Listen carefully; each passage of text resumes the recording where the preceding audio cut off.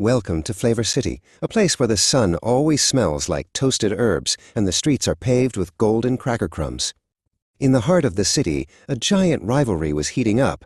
Pippa the pizza, the cheesy superstar with a crust like a throne, stood on one side of the street.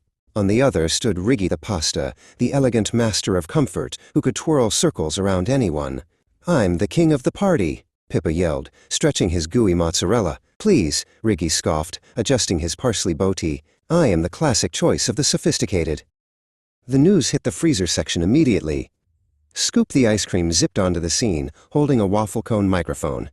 "Breaking news! The great food fight is officially on." Scoop shouted into the camera.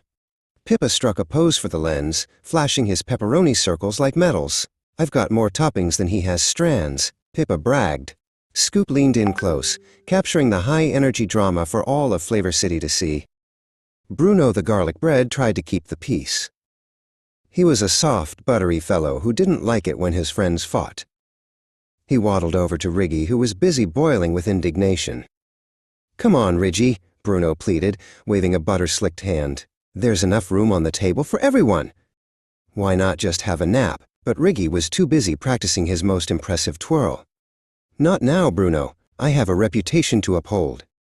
The first competition was the Best Smell contest. Pippa and Riggy stood back to back while a panel of hungry judges prepared to sniff. Pippa fanned his hot, yeasty air toward the crowd, sending clouds of oregano and garlic drifting through the air. Riggy retaliated by releasing a sophisticated steam of basil and aged Parmesan. The crowd went wild, unable to decide which aroma was more delicious. High up in the grandstands, Patty and Bunsen, two very enthusiastic burgers, were leading the cheers. They didn't care who won, they just loved a good show. Patty held up a sign that said Team Cheese, while Bunsen waved a flag that screamed, "Go Noodles!" They jumped up and down, their sesame seed buns bouncing with every cheer. "This is better than the Super Bowl," Patty yelled over the roar of the toppings. The messiest-to-eat competition was a total disaster, in the best way possible. Pippa tried to see how far his cheese could stretch without breaking. He leaned back, pulling a long string of mozzarella until it looped over a lamppost. Just then, a young boy named Leo walked by. He didn't care about the rules. He just grabbed a slice of Pippa and took a huge, happy bite, getting tomato sauce all over his nose. Nearby, a girl named Maya found Riggy's bowl. She picked up a fork and started the most legendary twirl Flavor City had ever seen. Riggy spun and looped, coating Maya's chin in a beautiful splash of marinara. "This is the best day ever," Maya giggled, slurping up a long, wiggly noodle.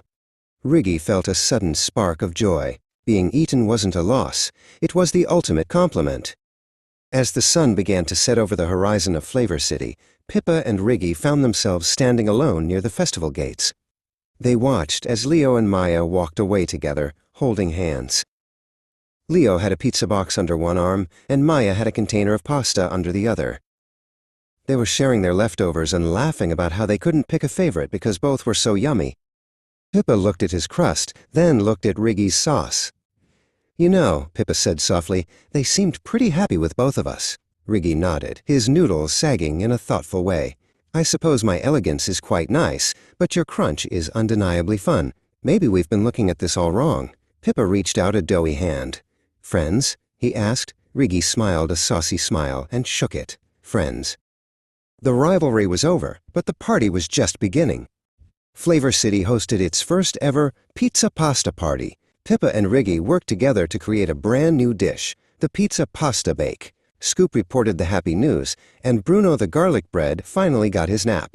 Everyone learned that when you stop worrying about who is the best, you realize that everything tastes better when it's shared with a friend.